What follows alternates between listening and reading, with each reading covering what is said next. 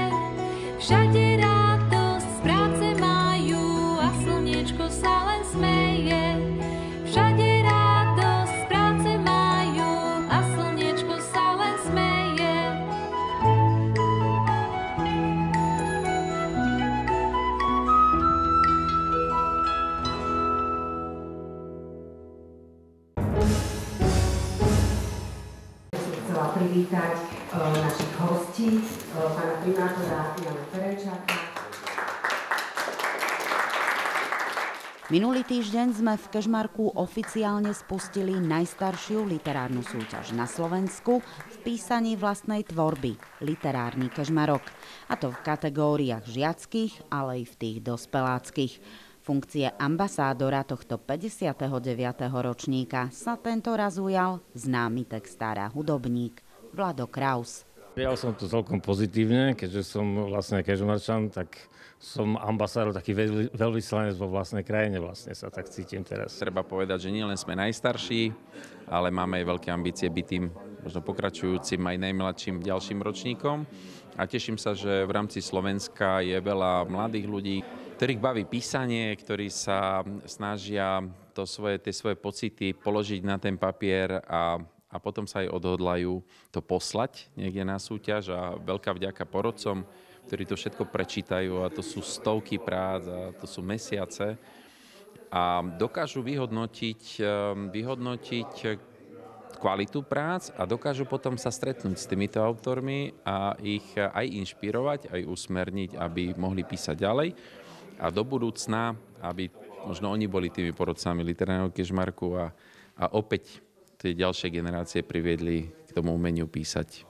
Dlhoročným spoluorganizátorom súťaže je aj Slovenská národná knižnica v Martine.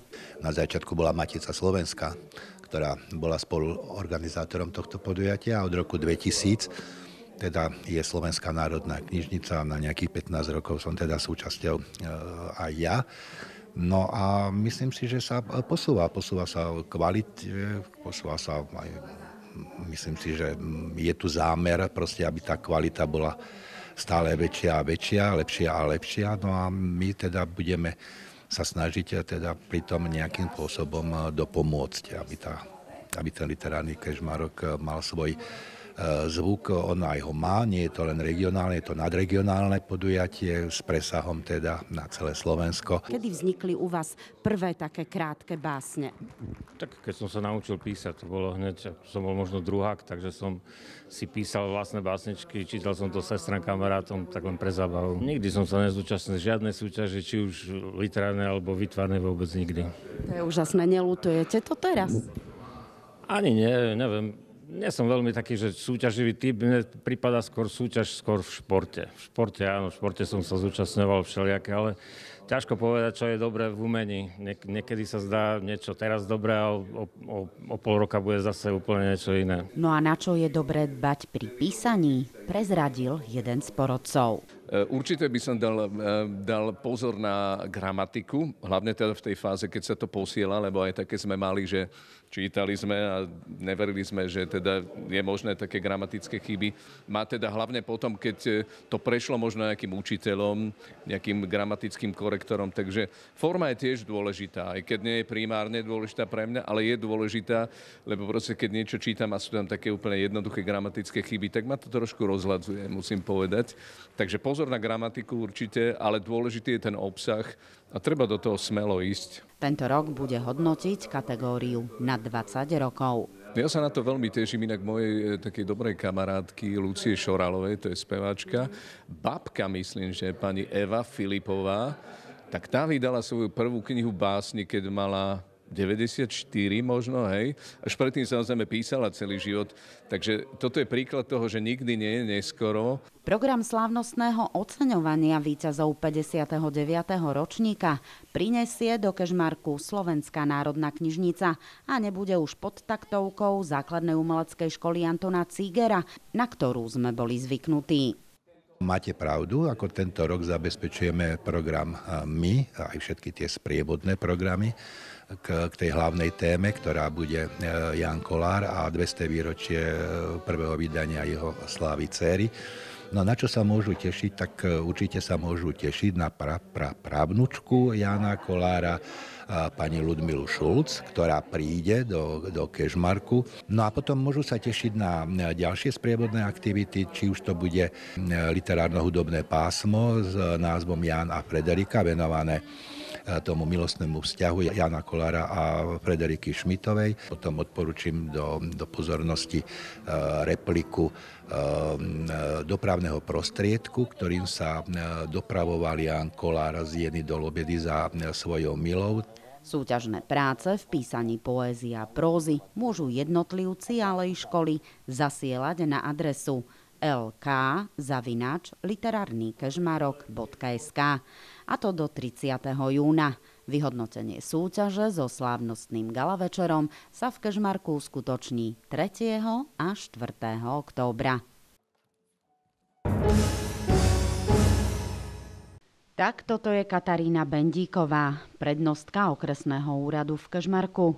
Po 2 mesiacoch vo funkcii sme ju na jej pracovisku navštívili aj s našou kamerou. Okresný úrad je miestny orgán štátnej správy. Sme organizáciou, ktorá má slúžiť občanom. Čiže našou prvoradou úlohou, prvoradým a prioritným cieľom je uspôsobiť chod odborov tak, aby každý občan, ktorý k nám príde s akoukoľvek požiadavkou či problémom, od nás odchádzal v rámci našich možností a v rámci našich kompetencií vybavený a hlavne spokojný. Novú prednostku okresného úradu prijal poprvýkrát aj primátor Jan Ferenčák, tiež niekdajší prednosta. Ja som chcel pozvať pani prednostku oficiálne tak na radnicu, mesto Kežmarok, aby sme sa porozprávali o tej spolupráci s okresným úradom. Trošku som si zaspomínal, pretože sám som bol prednostom okresu a ešte v tých rokoch 10 až 12, tak sme si porozprávali aj tie problémy, aké má okresný úrad a mesto Kežmarok, no a čo ďalej hlavne. Najpálčivejším problémom okresu je podľa Bendíkovej Ferenčáka nezamestnanosť. Okres Kežmarok spadá do prvej 20, respektíve zastáva si prvenstvo v najmenej rozvinutých okresoch Slovenska. A to je pre nás a bude asi dlhodobejšie prioritou. A mesto Kežmarok má aj priemyselný park, kde hľadáme stále investorov, čo pomôže znížiť nezamestnanosť, ale potom, ako bolo vyzdvihnuté, aj rómske komunity. Ja som práve spomínal pani prednostke, že keď som nastúpil, tak presne toto sme isté riešili a sme začali výstavbu modulových škôl. Lebo výstavba modulových škôl začala v okrese Kežmarok, a kde sme postavili prvé 3 školy a tým sa to vyriešilo. Ale tieto úlohy stoja pred pani prednostkou, pretože sú tu ďalšie obce, ktoré majú také isté problémy. V okrese Kežmarok, ktorý má rozlohu 630 km štvorcových, je 38 obcí a 3 mestá. No a nedávno sa s ich starostami a primátormi stretla práve aj nová prednostka. To stretnutie prebehlo na veľmi dobrej, veľmi pozitívnej úrovni. Bola veľká účasť toho stretnutia. Naozaj bolo zvolané aj za účelom zoznamenia sa. A verím tomu, tak ako som im to aj predložila, že budú spokojní s touto našou spoluprácou. Dvere tu budú mať každý deň otvorené, každý môže prísť, požiadať, poradiť sa a dúfam, že budeme spolupracovať dlhodobo a len pozitívne. Spolupráca okresného úradu s mestom Kežmarok bude podľa prednostky primátora najmä v dostavbe cestnej infraštruktúry, ktorá spočíva v dlhoročnom plánovanom obchvate mesta Kežmarok.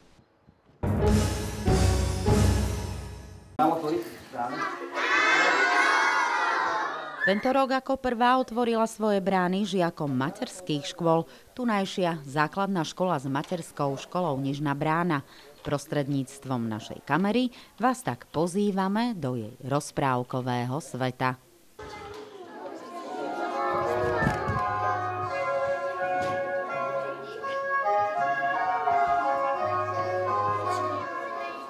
Deti, rádi pozeráte rozprávky? A ja nemôžem otvoriť čarovnú bránu. Ako to? Prečo nemôžeš otvoriť tú bránu? Strátili sa mi všetky zázračné hviezdy, ktorými rozosviecujem hviezdnu oblohu. Hlavnou myšlienkou nášho tohtoročného dňa otvorených dverí je putovanie rozprávkami, hľadanie stratených hviezd.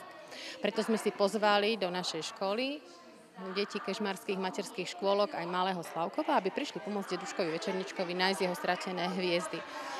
A deti putujú rozprávkami, kde majú rôzne aktivity, či už športové, alebo si vytvárajú vlastné dekorácie. Veríme, že sa to bude deťom páčiť, že si odnesú pekné zážitky z dnešného dopoludnia. Piráti, pozor!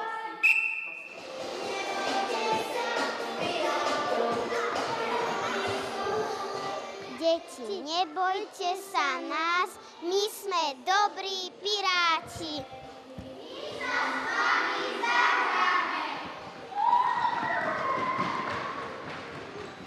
Tu sú nejaké deti. Čo s nimi? Máš pravdu. Zavrieme ich do podpalubia? Nie, radšej zavolajme kapitánov Bum Bum. Deti, zakričte kapitánov Bum Bum. Kapitáni Bum Bum! Prečo nás voláte? Tu sú nejaké deti. Vidím, cítim. Čo s nimi urobíme? Dievčatá, prezraďte mi, do akej rozprávky sa u vás dostali naši škôlkari? Do pirátskej. Akí sú podľa teba, Sárka, piráti? Väčšinou sa hovorí o pirátoch, že sú zlí. Vy ste akí piráti? Dobrý. Čo ste si teda pripravili pre deti zo škôlky? My sme si pripravili hru ostrovy a rozcvičku. V čom spočívala hra ostrovy? Čo museli deti urobiť? Museli si sadať na lopty. A všetci mali? Každý mal tú svoju loptu? Niekedy áno a niekedy nie. Sa teraz vás víťaz pozrie do tejto truhlice, čo to táto truhlica skrýva. A zakryť, čo sú tam? Hviezdičky, všetci zatočíme hviezdičky. Okrem tejto pirátskej krajiny čakali na žiakov kežmarských materských škôl i materskej školy Malý Slavkov aj ďalšie dve rozprávky. Ide sám na výlet, odíde celý svet. Ide sám do lesa, jahody, strasy sa. Miška, do akej rozprávky sa dostali škôlkari práve tu u vás? No, dostali sa že išlo vajce na vandrovku. Je to podľa teba taká známa rozprávka? Poznajú to deti? Podľa mňa áno. Pozrite, čo som našiel. Poklad! Rozdáme ho chudobným ľuďom. Ku mne sa pridali na vandrovke rak, kohút, kôň a vôl. Nakoniec dopadla tak, že sme vlastne našli chalúbku a zbojníci nás našli v tej chalúbke, ale my sme ich vyhnali, lebo mali veľa zlata a nechceli sa podeliť s chudobnými. A potom chalúbka bola naša a mali sme už dosť jedla a dobre sa nám bývalo. V škole vychádzame dobre, mám tu veľa kamarátov. Ak by si mala poradiť škôlkarovi, prečo práve ísť na Nižnú bránu, čo by to bol za dôvod? Lebo sa tu dobre cvičí a máme tu dobrú fantáziu. A akí sú u vás učitelia? Dobrý. A máš takého svojho najobľúbenejšieho? Áno, jedna odišla, bola to Alenka Garanová, ale potom je tu pani učiteľka Mirka Mincnerová. Pani učiteľky sú tiež milé na nás, nekričia a naučili nás veľa vecí. Simonka, čo ty teraz robíš? Zdobím si vajíčko teraz. A je to ťažká práca? Trošku. A v škôlke tiež zdobíte vajíčka? Ešte nie. A tu si sa to naučila? Hej. A do akej školy by si chcela chodiť? Na Fišerku. Čiže ty už máš školu vybratú, ale tu sa ti program páčil? Hej. A ktorá rozprávka možno najviac sa ti páčila? To vajíčko, o tom vajíčku.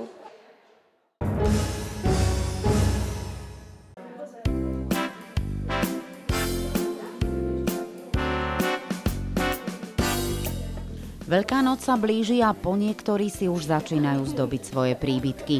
My vám v tejto chvíli ponúkame malú inšpiráciu na výzdobu kraslíc, ktoré odolajú aj poveternostným podmienkam. Tak ručným prácam sa venujem v podstate od dievčaťa a vždy sa menili rôzne. Na začiatku, veď pár rokov je to dozadu, tak sme veľa štrikovali, hačkovať veľmi som nehačkovala, šílo sa, vyšívalo a postupne aj potom už aj pri zamestnaní, už aj maľovanie, už rôzne iné techniky, kdejaké obrazy vyšívané, pozdravy. Posledná bola táto servitková technika, ktorú som sa naučila tiež vďaka jednej pani učiteľke, pani riaditeľke z Bielej Vody, keď som tam začínala pracovať a tam sme začínali so servitkovou technikou. No, tenúčko si natriete, tenko stačí.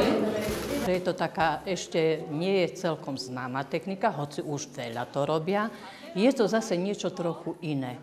Lebo pomaľovať vieme, nalepiť si nálepky vieme, takže preto to je také zaujímavé, dlhšie sa to pracuje na tom, treba nám aj jemnú motoriku rozvíjať, lebo kým si navystrihujeme tieto obrazočky, kým to potom pekne rozdelíme, nalepíme.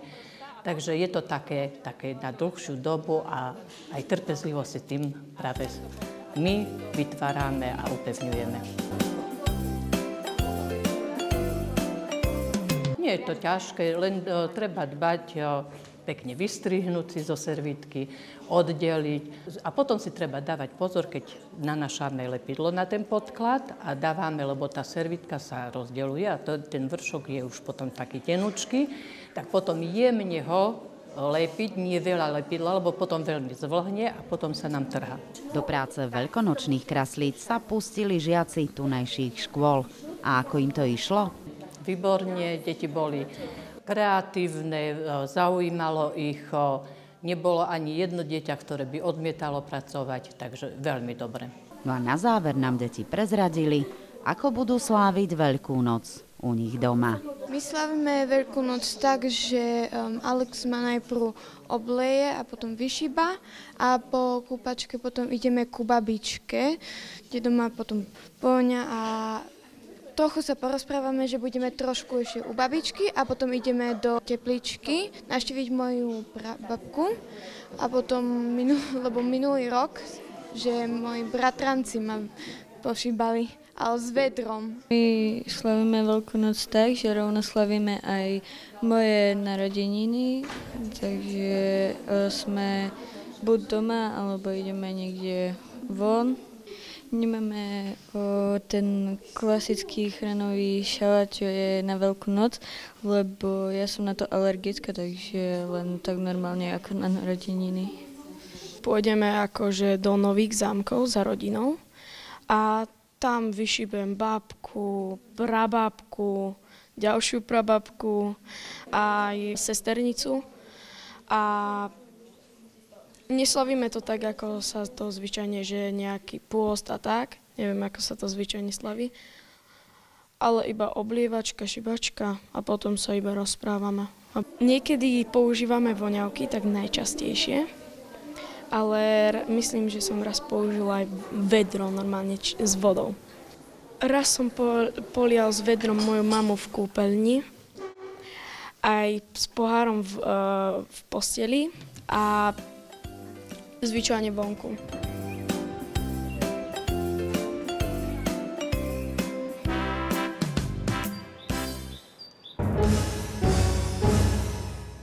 Svojimi očami.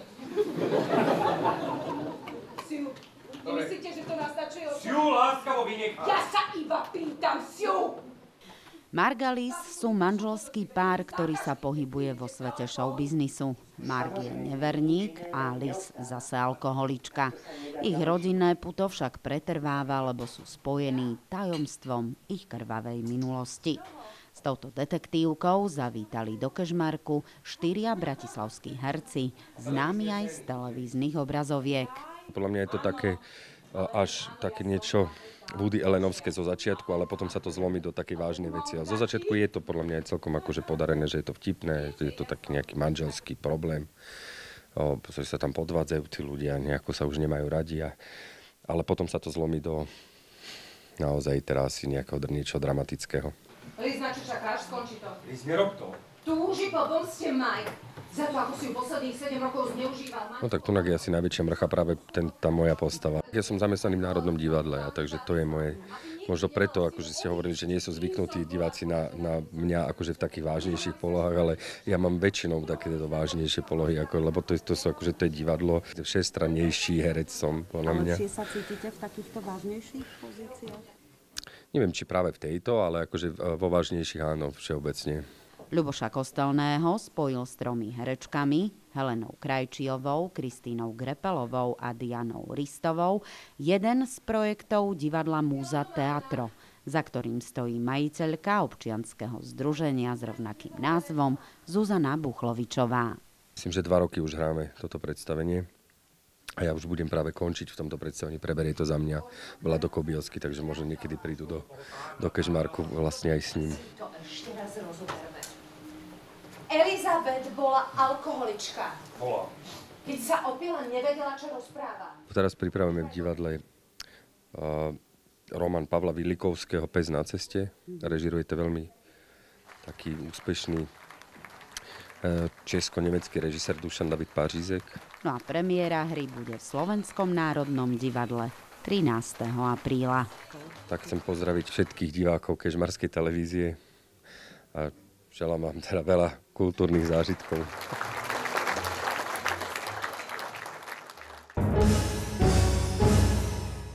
Minulý víkend privítal Kežmarok účastníkov 5. turnaja Ligy mládeže Spiša. V jedálni tunajšej základnej školy s materskou školou Svätého Kríža sa tak stretli zástupcovia šachových oddielov zo širokého regiónu. Medzi nimi zmiesť Liptovský Mikuláš a Nový Targ, s ktorými Kežmarok v tomto roku tvorí partnerstvo v rámci Európskej komunity športu. Súťažilo sa v 2 základných skupinách, a to GPX a GPX+. V skupine GPX, kde patrili kategórie C8, C11, C14, D8, D11, D14 z ELO do 1500 spolu súťažilo 80 hráčov. V skupine GPX+, kde patria kategórie C18, C23, D18, D23, súťažilo 26 hráčov. Celkovo sa tak turnaja zúčastnilo 106 hráčov, z toho 10 prišli zo susedného Poľska. Najväčší úspech kežmarských hráčov sa podaril trojnásobnej majsterke Slovenska z minulého roka Monike Kostelníkovej, ktorá skončila v skupine D18 na 1. mieste. Daniel Duda v skupine C18 obsadil 2. miesto a Roland Kaprál v skupine C18 5. V skupine C14 ušla medaila len o pol boda Nikolovi Nevickému, ktorý tak s 5 bodmi obsadil 4. miesto. Zo skúsenejších hráčov získali 4 body Tobiáš a Timotej Šimonovovci a 2 body Samko Oravec. Veľmi pekný turnaj si zahrali hráči, ktorí so šachom v Kežmarku začali iba v septembri minulého roka. 4 body získal Filip Vengrin a 3,5 boda jeho brat Leo. Turnajovú premiéru mali Zuzanka Jerdoneková a Michal Kryško, ktorí získali pekné 2 body. Podľa organizátora turnaja Antona Oravca podali kežmarskí mladí šachisti perfektný výkon. My im teda blahoželáme a držíme palce aj v najbližších súťažiach.